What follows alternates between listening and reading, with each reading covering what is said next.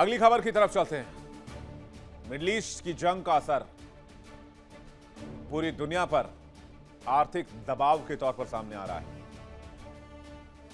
अमेरिकी राष्ट्रपति के पागलपन ने पूरी दुनिया में आर्थिक सुनामी की तैयारी कर दी है।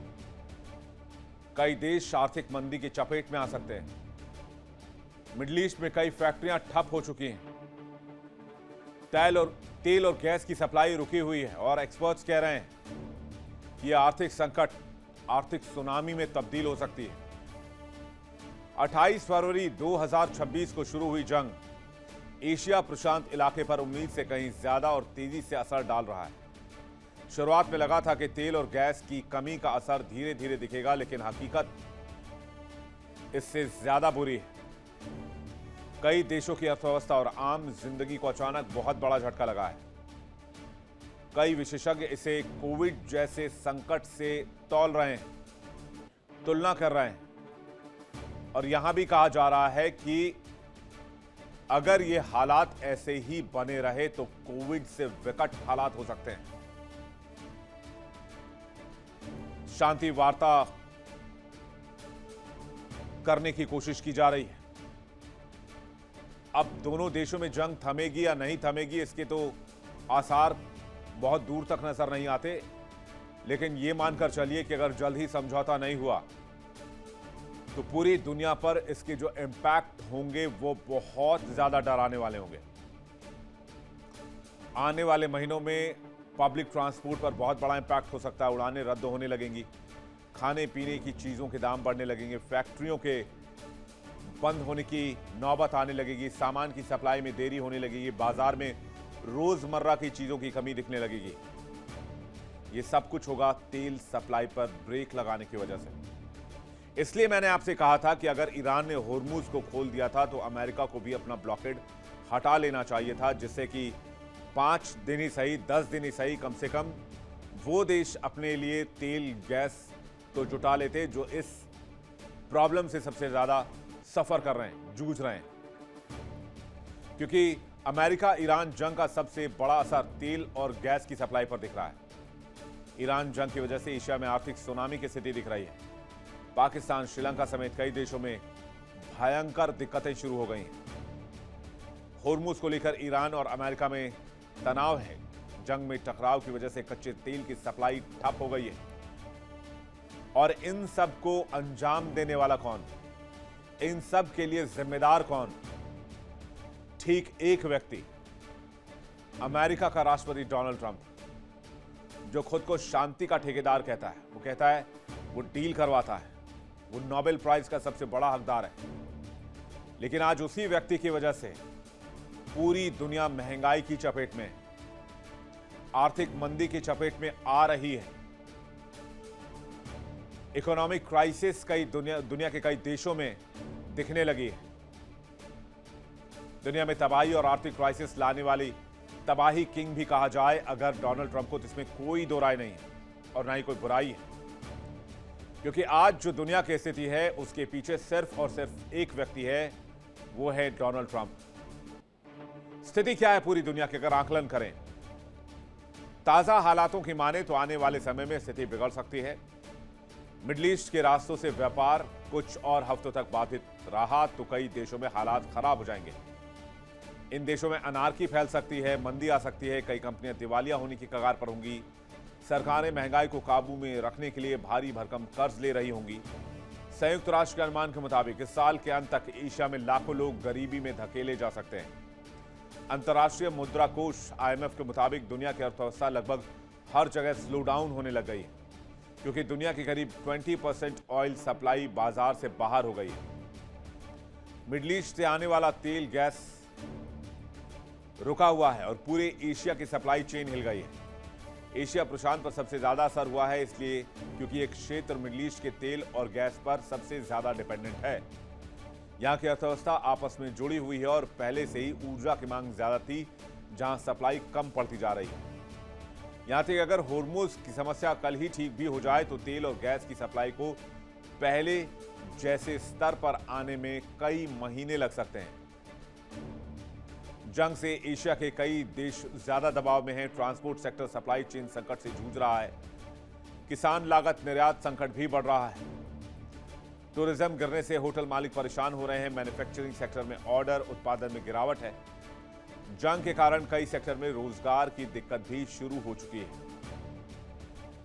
नोबेल प्राइज और शांति के दावेदार ठेकेदार मिस्टर डोनाल्ड ट्रंप की वजह से जंग के कारण सबसे ज्यादा असर ट्रांसपोर्ट सेक्टर पर आया है। 28 फरवरी को शुरू हुए युद्ध में एशिया में ट्रक, जहाज और विमान प्रभावित होने लगे।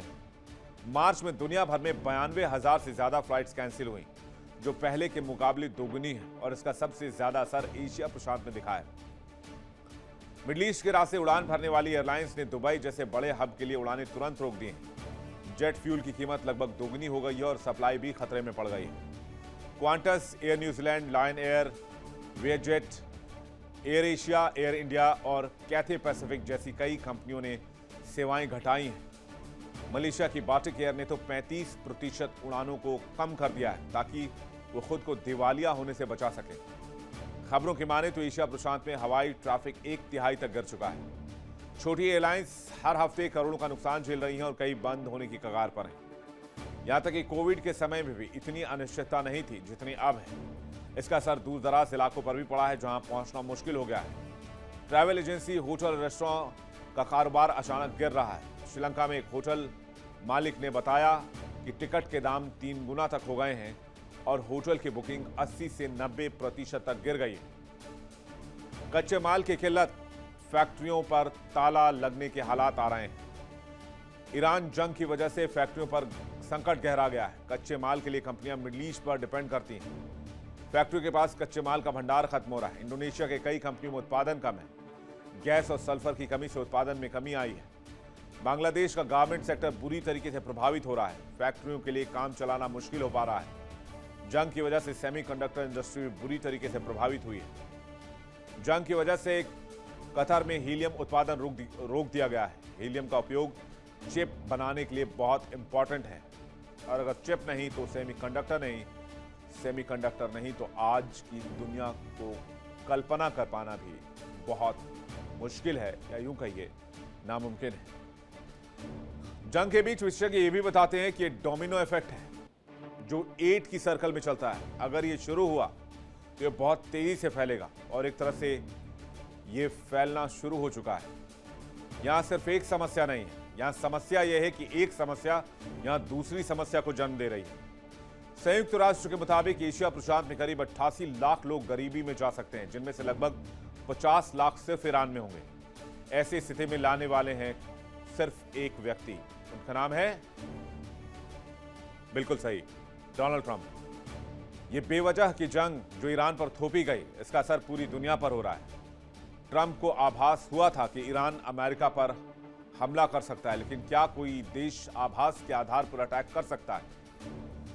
जबकि एनसीटीसी के पूर्व चीफ डैन केन ने यह कहकर इस्तीफा दिया अपने पद पर अमेरिका में कि ईरान फौरी तौर पर अमेरिका के लिए कोई खतरा नहीं था। ईरान से कोई इमीडिएट थ्रेट अमेरिका को नहीं था। डोनाल्ड ट्रंप ने सनकपन में, पागलपन में ईरान पर हमला किया। अब जंग की वजह से रोजगार कम हो रहे हैं, खर्च बढ़ रहे हैं, दवाइयों और वैक्सीन की सप्लाई भी प्रभावित हो रही है। कई जगह स्कूल, कॉलेज भी प्रभावित होने लग गए। बिजली के लिए फिर से कोयले का इस्तेमाल बढ़ रहा है, जिससे प्रदूषण बढ़ेगा।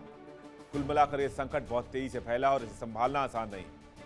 भले अमेरिका और ईरान के बीच शांति हो जाए, लेकिन महंगाई और कमी का असर दुनिया पर लंबे समय तक बना रह सकता है, जिससे नुकसान आपका है, मेरा है, हम सभी का है, हर व्यक्ति का है, इस दुनिया में जीने वाले हर नागरिक का है। ईरान, अमेरिका और इजराइल संघर्ष के कारण वैश्विक अर्थव्यवस्था पर गहरा नकारात्मक असर भी हुआ है। होर्मुज में तेल आपूर्ति बाधित होने की वजह से ऊर्जा संकट, महंगाई में बढ़ोतरी और वैश्विक विकास दर में गिरावट आई है। वैश्विक तेल उत्पादन में 50 करोड़ बैरल से अधिक की कमी से तेल की कीमतें आसमान छू रही हैं, जिससे एशिया पर सबसे ज्यादा असर हुआ है। होर्मुज से दुनिया का 20% तेल और गैस गुजरता है। ईरान के नियंत्रण या संघर्ष से सप्लाई चेन टूट चुकी है। ईरान और ईंधन और खाद्य पदार्थों की कीमतों में भारी उछाल है।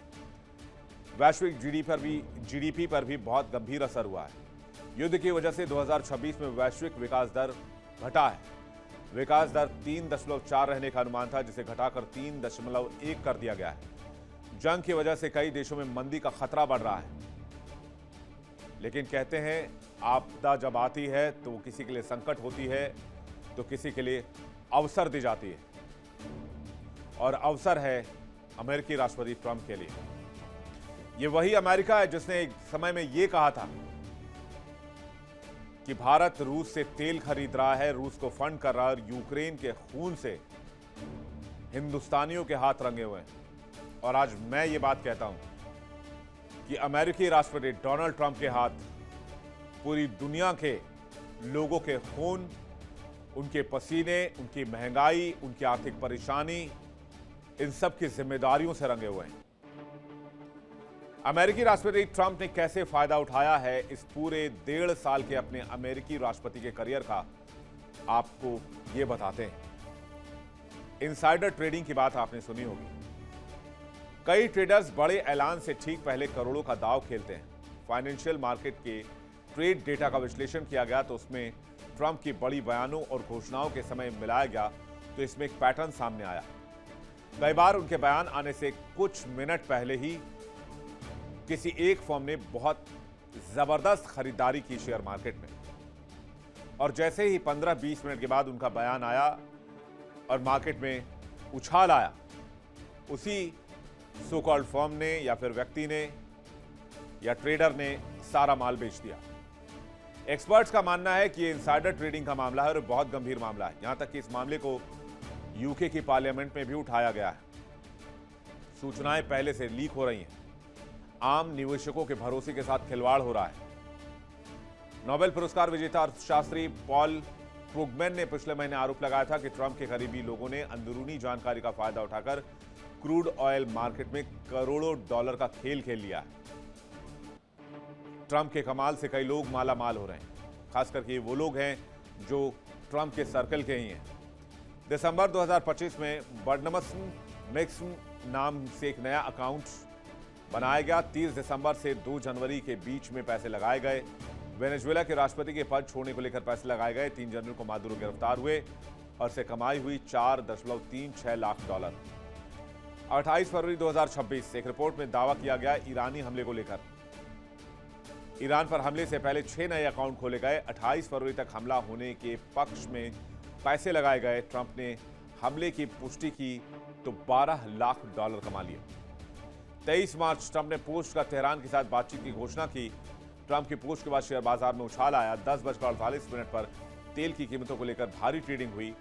11:04 पर ट्रंप का पोस्ट आया और तेल की कीमतों में गिरावट हो गई। 11:05 पर तेल की कीमतों में अचानक गिरावट आई। 14 मिनट में 250 करोड़ से ज्यादा का मुनाफा काट के बाजार से ट्रेडर्स निकल गए। ये जानकारी किसने पहुंचाई, कैसे पहुंचाई, व्हाइट हाउस से खबरें कैसे लीक हुई, किसने लीक की, आपको सब पता है। इसके अलावा भी कई ऐसे मामले हैं जिसमें ट्रंप की ठीक घोषणाएं से पहले ही पैसे लगाए जाते हैं और फिर बाद में अरबों डॉलर कमाए जाते हैं। तो जहां अमेरिकी राष्ट्रपति ने दुनिया को आर्थिक तबाही की मुसीबत में झोंका है, तो दूसरी ओर वो आम लोगों के पैसों पर भी डाका डाल रहे हैं। ट्रंप के दूसरे कार्यकाल में विश्व ने सिर्फ तबाही देखी है और इसलिए आज की तारीख में डोनाल्ड ट्रंप को पूरी दुनिया में कोई भी व्यक्ति पसंद नहीं करता है। यह खबर एक नायाब नमूना है उस व्यक्ति के डॉलर वाली सोच का जिसे अपने रिश्तों में भी सिर्फ पैसे नजर आते हैं, और यहां तक कि अमेरिकी राष्ट्रपति पद का इस्तेमाल भी वो व्यक्ति सिर्फ डॉलर की कमाई और उगाही करने के लिए कर रहा है। इसका खामियाजा दुनिया को भुगतना होगा और दुनिया भुगत रही है। लेकिन अगर होर्मुज नहीं खोला गया तो फिर हालात बहुत बुरे हो सकते हैं। देखिए इंडिया डेली 24/7 अब आपकी स्मार्ट टीवी पर। इंडिया डेली मौजूद है सभी डिजिटल प्लेटफॉर्म पर लाइव और लगातार। इंडिया डेली 24/7 हर दिन राष्ट्र को समर्पित।